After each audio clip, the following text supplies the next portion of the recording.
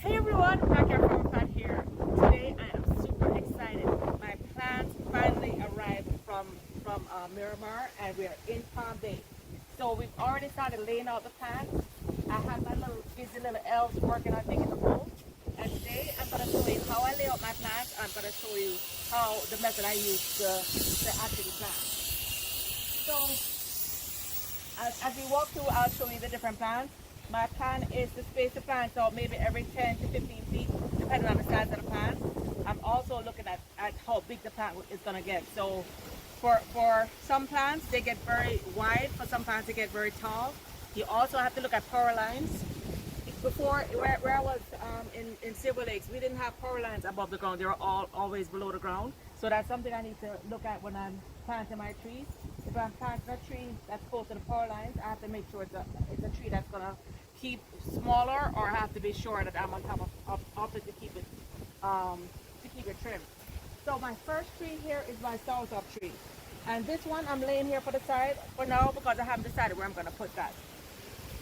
So as you can see, as you look down the line, you can see where I have all my trees. This one is, I've never before planted citrus. In Florida, a lot of times we get citrus canker. So for many, many years, Florida actually outlawed the growing citrus trees. But it seems here in Bombay that, I need to actually check out on it, but it seems that it's allowed. I've seen several citrus trees, including my neighbor behind me has like an orange tree that's absolutely laden. So it looks like citrus does well here. So I'm going to be planting my first citrus tree. It's a bush Eureka lemon. Never before have I grown a lemon tree, but we'll see how it does. As you guys know, on all my videos, I always talk about growing trees and fruits that in the climate. So citrus that does very well here is a key lime. Of course, you've heard of the Florida keys, and that's where the key lime got its name from. So key limes go very well here. So I do plan on adding a key lime tree to my vast acreage. So what I've done was I've flagged out with that yellow flag. I've flagged out where I watered my whole stuff, and I have my elves busily digging holes down there. So for this plant, this is actually an Ethiopia apple tree that I believe the Ethiopia apple tree that one of my friends Lorraine gifted to me. And this is a banana tree. I haven't decided where I'm going to put these yet. This is my yellow coat plum tree and a red coat plum stick. So I have both of them growing in the same pot. I haven't decided exactly where I'm going to plant those yet. So the very first trees that I planted were my papaya trees. You guys know how much I love my papaya. If you guys look at my earlier videos, you hear me talk about my beloved papayas. These papayas are the sweetest papayas on earth. And I had my papaya growing in a pot for the past several months because I know I was going to be moving. As you can see, the roots grew through the bag. And oh, actually, this was a different papaya, but the roots, this actually dry rotted because it's been in there so long. So I finally got them in the ground. You can see here that during the transport, we transported them in a truck. We lost a few papayas, but not to worry. We still have many blossoms coming out. So before you know it, this will be laden with papayas. I know you're thinking, Patrice, why would you plant your trees this small, this close together? The reason is papayas go straight up towards the sun. Papayas don't bush out. So when you have a tree like this that grows straight up, you can plant them close together. Also, you'll see in nature, in the wild, you'll see like somebody can eat papaya seeds and they spit them out and they grow. So papayas grow very easily. So you sometimes you see a cluster of papayas. When you look at the top root, it's one main root and it goes straight down. So it's actually okay to plant these papayas close together. And I planted them to be centered with my patio. I want to sit on my patio and look at my beautiful papayas. Papayas are wonderful. In Florida, they basically bear all year round. Once your papayas start bearing, you literally have papayas 365 days a year. At least that's how it was in South Florida, and I'm expecting the same thing in Bombay. So I'm super happy that this is a papaya I brought from my backyard, and this is a papaya from my brother's tree. But my papaya actually started from a seed that originally started from my brother's tree. Then my mom got one and she gave me a seedling. So this is a third generation papaya of this papaya. So it's all good. Then right beside it, I'm planting my cherry mango tree. So cherry mango is a tree that stays relatively short, but it bushes out. And what I love about the cherry mango is whereas most mangoes bear and stop bearing, like they finish a crop by June, cherry mangoes start ripening around October. So this is a great way to extend your growing season, or your reaping season, I should say, your harvest season for mangoes. So I have other breeds of mangoes that will bear like earlier in the year. Like we just walked past, I'm so sorry, we walked past my Julie Bombay mango that my husband's aunt Girlie gave us. This mango tree is a cross between Julie and Bombay. And you can see it was, it's beginning to send out new leaves. So I'm gonna plant my Julie Bombay tree. Bombay is a very large tree, Julie is a smaller tree. So I'm suspecting this is gonna be a medium-sized tree. So it's close enough to the papayas, but because the papayas are gonna go straight up and the other two trees are gonna bush out, these are just gonna be spectacular once they start growing together. All right.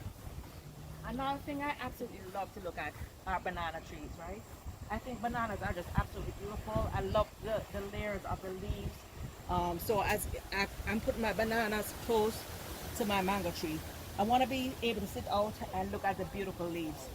Plus, I love the different textures. You see, the papaya has its own shaped leaves, the mangoes right beside it, and then the bananas with its large leaves. So we're gonna go ahead and plant a tree, and I'm gonna show you the process I use to plant. Hey guys, let's plant this tree over here. Let's show them how we do it.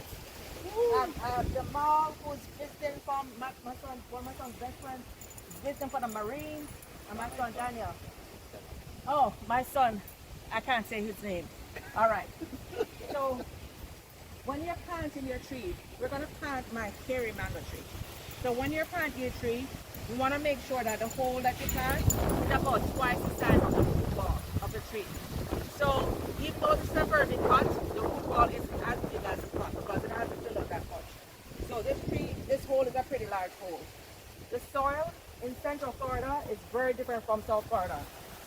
For you guys who live in South Florida, you know the soil is very hard, it's very compacted, it's full of limestone, it's extremely difficult to dig.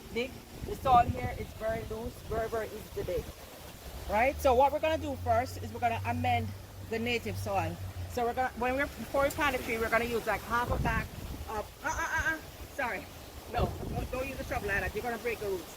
So never take the shovel and push down in a pot like that. That's gonna break the roots. So what we're gonna do is they finish digging a hole. They're gonna put half a bag of the black cow manure in there. So I can do it. We're going to put half a bag of the black cow manure.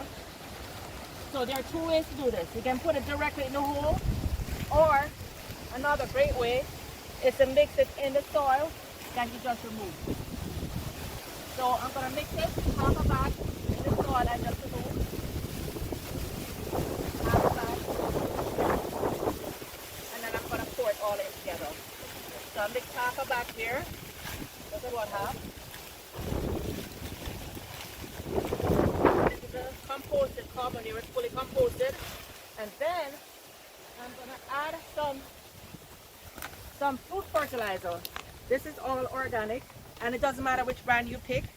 This is organic citrus stone. It says citrus and avocado, but those are citrus and avocado fertilizers, also excellent for mangoes and most fruit trees. Okay, all natural, long-lasting, ideal for citrus, fruits, and nut trees. Okay, it gives you bigger and tastier fruit. So this is all natural. When you see the all natural ones, it's very different from the chemical fertilizer. You can see it looks almost like, poop or whatever it is. You can tell it's natural. So I'm gonna put it. I said about a cup, so I'm gonna add about a cup, and I'm roughly estimating that's about a cup. So you can take a shovel and mix it up and then put it right in. So let me get a shovel. Yeah. Daniel, can you bring a shovel? So we're going to bring a shovel, get this all mixed up. You can mix it up by hand or mix it up by shovel. Just mix it up a little bit.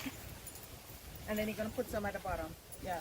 So what Daniel is doing, he's mixing up the native soil, the soil that you dug out. He's mixing that up with the cow manure, so that when the roots go down, it will find the native soil, it will also find the cow manure, and it will find the citrus fertilizer. So everything is being mixed in. You can mix some more of this in. Perfect. Very good. And then my Muscleman friend here, we're gonna try and get this out. This might be in really good. So while he mixes it in, I'm gonna try and pull it out without breaking it. So a good thing to do, where's my cameraman? We're gonna hold it from the base because you don't wanna snap it, right? After I've grown this cherry mango for so many months, I don't wanna snap it. So I'm holding from the base and I'm firmly pulling. Woo! I hear the roots separating. Oh, all right. So you can see the roots already started going through, but look at all these ants and bugs. But it's all good. Healthy tree. So it's a healthy tree, that's right. So we're gonna put it a little bit closer. I'm gonna put the root in here. Let's put some of the good soil at the bottom because we want when the roots go down that it finds the good soil. Also, you want to loosen up always whenever you take a plant from a pot. Always loosen up the roots because roots sometimes get root bound. So you want to make sure that the roots are loose. So you can see I'm loosening up the roots. And he's adding some more Kellogg mix. So it's whatever you have on hand. If you have fertilizer, you can add a fertilizer. If you have manure, you can add your manure. If you have your manures, you can add your manures. So you can see here, I'm loosening up the roots. All right. So here, my roots are nice and loosened up. You don't want to remove too much of the soil that was on the plant, but you want to make sure the roots find the other roots. I'm also removing these little weeds. And now they've already added some soil, some of the good soil. So now we're gonna fill it in. Where is she? Oh, she's there. All right. She's about to go through. So we're gonna put this in. 1, 2, 3. Help. All right. 1, 2, 3. All right. All right. So when we're planting it now, we want to make sure that we're planting it and it's straight up. In the pot it was very lean. So I'm gonna put some of this dirt at the bottom to make sure it's straight. And Daniel, you can look and tell me if it looks straight. Rowan, does it look straight? Yeah. Okay, so once you have the plant straight, now you can start backfilling. You don't want to have the grass on top because this grass is going to go right in. It's okay to bury the grass because that will break down and just feed the soil, feed the worms. Alright? So let's put in all the good soil. I had some extra Kellogg sitting around, so he's adding some Kellogg mixed directly into the bed. If you're doing this directly in the ground and you want to buy soil, you can buy the Kellogg's garden soil. This is the raised bed soil I normally use for my raised beds. And I'm just using it just to use it, but if you have to go out and buy to plant, use the Kellogg's garden soil since you're planting directly in the ground instead of the raised bed. Alright, so we're gonna I'll hold it straight while Daniel shovels to make sure it's level. Alright, and you're not gonna nick the tree, so be careful when you're shoveling that you don't nick the tree. Oh. Be careful that when you shovel that you don't nick the tree. Alright, so when you plant, make sure you pack the soil all the way up to the root line. You're never gonna go below it, you're not gonna go above the root line, you're not gonna go below it. This is the root line where it was in the pot. So you don't wanna stop here, you wanna keep going until you're at the root line. So we're just using the native soil. This is some really nice soil. So different from what I'm used to in South Florida. And so far, it seems that the fruit trees I love grow very well. It rained a lot this morning, so the soil is very, very moist. Yeah, it's still very, very moist. So I don't think I need to water it in. But normally, after you plant your trees like this, you water it in. I might give it a light watering just to get the fertilizer activated. And normally that's the right thing to do. After you transplant, sometimes the trees go in shock. You know, so you give it a good watering, you watch it for the next several days to make sure that, wow, look at this. You can see little pieces of shell guess this is Florida's all underwater at one time. Alright, and this tree planted out, so we planted our third tree. And then what I'm gonna do is I'm gonna continue planting all the way down. Oh, that one popped over. We're gonna continue planting all the way down, and then I'll come right back and show you how everything looks. We're gonna have to come in with a layer of mulch around to make sure that we don't have a lot of weeds and grass going up, because that's gonna compete with the nutrition of the tree. So we'll be right back. All right, so it's the next day. I had to take a break because it gets dark really early. So right now I want to show what I've done so far. Before we go there, you can see I still have a tons of plants, but what I've done is leave some of the smaller plants behind. Like we have blue verbena, we have sugar cane, I have scotch bonnet over here, I have a whole ton of cassava. And what I plan on doing is, plus a whole lot of bromeliads and other plants, what I plan on doing is putting them along the fence, just to beautify the fence. So I'm not just about fruit trees and food, but I'm also about beauty. So I'm gonna, after I plant the bigger trees, I'm gonna go back in and layer in some flowering plants. So let's come with me and let's see what I've done so far. So since I have my veggie beds going right here, I decided I'm gonna put my chicken coop right in this corner. This is very close to the home. If I find any caterpillars or worms in my bed, I can feed those to the chickens as a nice treat. So this area is going to be allotted for my chicken coop. Plus, it's very easy. If I hear them squawking or squealing at night, I can look through the window easily to see them.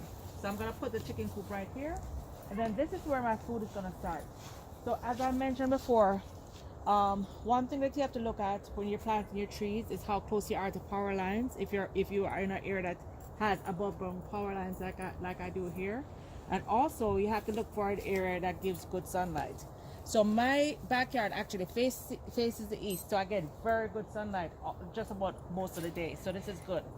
So for the plants that are closest to my window, first of course I have my veggies and my herb garden, which is closest to my kitchen. And then right outside of that, I haven't put them in the ground yet, but I have like my elderberry plant, different berries, and I have my ever-bearing mulberry, which I just bought today for the first time. I had originally thought of putting my yellow coat and red coat plum tree here, but then I realized they get very big and they're going to be hitting the light pole. I'm going to find myself cutting it very often. These yellow coat and red coat plums grow extremely fast, so I'm going to end up putting this plum tree towards the front of the house where I'm building a fence where I don't have any power lines in the front. So that's what I'm going to do there. Also, when I plant my trees, I make sure, yes, I like to share, but when I'm growing my plants, I like to say who I'm sharing with. So when I plant my trees, two things to think about. If it's too close to the fence, half of the tree is going to be in another person's yard, and some people don't like that. They don't like fruits, they may not enjoy the same fruits we enjoy, and they don't want fruits dropping in their property. So one thing to think about is plant it far enough out so it doesn't, all the fruits will end up dropping over there. So you can enjoy your fruits, you can share it with your neighbor if you want, you can share it with your friends. Plus also what I plan on doing is all along the fence, I'm gonna plant different flowering plants and different plants with like Hawaiian Thai. I got some Hawaiian Thai today from a new friend, Diana. She lives in Bombay, she's a subscriber. She donated several Hawaiian Thai plants to me. So I plan on doing mainly not mainly ornamentals, but even okra, sorrel. Sorrel is a beautiful plant. You have the delicious sorrel that you can make your sorrel Christmas time. That grows like a hedge. So I'm gonna put my smaller plants, maybe some scotch bonnet peppers, some sorrel, some okras along the fence to just beautify the fence. Right now, just a plain brown fence. So that's how I'm gonna beautify it. So let's see what I've planted so far. So this is my Julie Bombay mango that I got from my husband's Aunt Girlie. So it was a little tiny plant when I got it several months ago. I had it in a pot, so it hasn't thrived, but you can see it's still doing pretty well. So this is my Julie Bombay mango tree. Then right beside it is my papaya tree. And papayas grow straight up, but I learned like last year during ETA that even if you chop the tops off, they will sprout and continue growing. So they have a way to get to the top, Maybe when they get to like maybe 10 or 12 feet, I'll chop them before they get up to the power lines. So these are the only ones that are pretty big that's close to the power lines. Right beside it, I have my cherry mango tree. So one thing you have to think about when you're planting your trees, you don't want to put plants side by side that are going to be very large and very bushy, because then they'll end up growing into each other, which isn't a bad thing. They'll still grow. But if you want to be able to walk around your plants, like I do the papayas that are tall and skinny and go straight up, and then right beside it the cherry mango, which isn't very tall but it gets a little bit wide, so I'm going to be able to easily see all my fruits and walk through. Right beside it I have my sugar apple or sweet sop, which is, I got a few fruit last year and they're absolutely delicious. I know the tree looks really beat up and broken right now. Sweet sops tend to look very ugly, especially during the winter. Sorry, my dog was just trying to escape. Yeah, sweet sop tend to look very ugly, especially during the winter season. A quick tip for sweet sop: that they flower and fruit on the new growth. So after the winter's over, you can literally strip the leaves, or you can trim back the dead branches, and in the spring it will spring new leaves, and there will be new flowers off the new growth. So this is a sweet sop tree that doesn't look pretty. I'm hoping it will come back. It's just been in a pot for 2 years, so it was a bit struggling. Right beside it is another one of my absolute favorites. This is the Neisberry tree.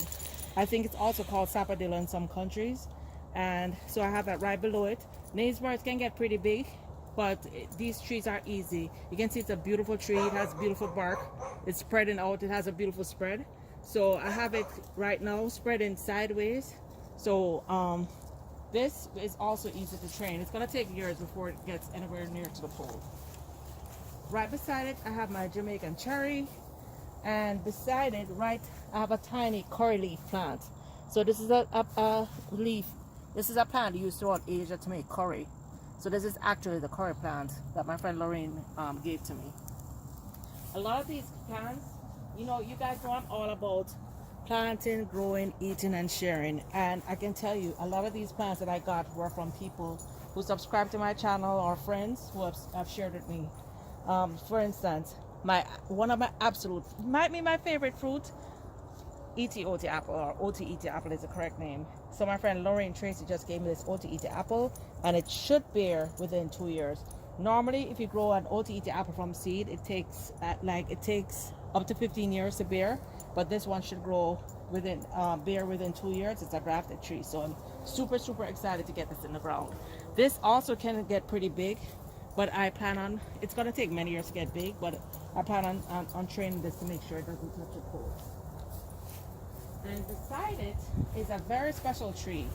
You can see how lean it is right now because it was leaning for the sun, and plus it got a bit heavy for the pot, so the whole tree was basically leaning forward. So this is a very special tree, guys. This is the Soursop tree, and many of you have heard of the benefits of the Soursop leaf. It's used across the world now to fight cancer. The leaves and the fruit is absolutely delicious, also packed with many minerals, many nutrition, a lot of nutrition. The Soursop leaves and trees. So maybe what we do is plant this after. I'll show you what to do when you when you see a tree in a pot that's lean like this. You don't want to plant it lean like this, because then it's going to grow almost sideways. So I'll show you, maybe show you later how to straighten this up once it goes in the ground.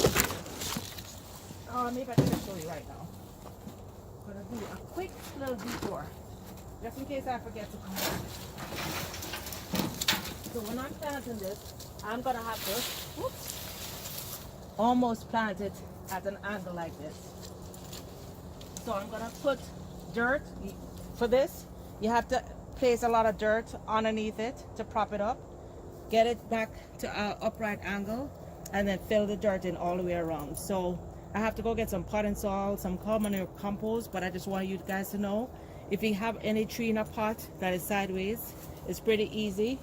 You turn it to an angle so the root at the trunk is upright, and then you just fill in the dirt underneath it and around it. So I'm gonna backfill it with good garden soil. I'm gonna use some common compost, and then I'm gonna backfill in the old dirt. and pack it in. So going forward, it's gonna grow upright. All right, so let's go really quickly. Let me show you what I have left. I have an ackee tree, also from donation from my friend Lorraine. I have avocado tree, which is it's a very small but very good avocado from what I've heard. It was grown from seed. It was absolutely healthy up to 6 months ago, but it literally got burnt up in the sun. There wasn't much soil in there, so I'm gonna probably pull off a lot of these dead leaves, but this will come back. You can still see it has some new growth, so don't worry about how ugly it looks right now. This is gonna be absolutely lovely. When you see this in the spring, you're not gonna believe it's the same tree. Here we have another avocado tree. It's a long neck avocado, also from my friend Lorraine. So this is a long neck avocado. So we're gonna have this little avocado walk going here. Then as you come to the front, I'm gonna have like smaller trees. I'm gonna have, well, this is not the front, this is gonna be the side, because we're gonna fence from the corner of the house all the way to the corner of the neighbor's house. So we're gonna have different trees along here. So here I have my dwarf Neisberry, which my brother's Neisberry is the absolute best. I grew this from seed, so it's doing very well, my dwarf Neisberry. And right beside it, there's a mango called Adolfo that my my agent gave me, an Adolfo mango. He also gave me both of these. This is a June plum tree, but it's like it's not quite a dwarf, but it's not as big as the Jamaican June plum. So this is probably a mid-sized June plum tree, and this is another sugar apple. So I'm gonna have these apple trees, these trees along here. In the middle, I plan on having either some kind of sitting area or a water feature. So you can see I already have some bananas that we're gonna plant out, and I got a couple coconuts. I don't want to plant a coconut in the middle where they can fall on somebody, because that can become a liability. But in the middle there is nobody sits there, nobody will walk in there. So I'll probably put the coconuts along with those other palm trees. Then when you come to the front, I haven't planned out the front yet, but I absolutely want to get a lychee tree to place right in front. I also want to have some nice ornamental plants. So this entire area is my front yard. You can see it's just as big as the backyard.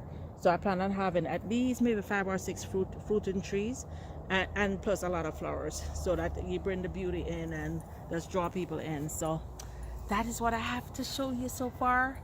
It's gonna take me a little while to get all these in the ground, but you can see I've already made a good start. I also have a lemon tree. I don't know where I put my lemon tree, but there's also a lemon tree that I'm gonna plant. I may plant it in front because it is a beautiful tree. Anyway guys, till next time, continue watching me. Please don't forget to hit like and subscribe, and hit that notification bell so you can watch me as I continue to plant out my garden here. And special thanks to everybody, to Lorraine, to Diane, to Carl, to Gail, who donated plants for my garden. The elderberry was also from some friends who donated. So thanks guys, till next time, bye now.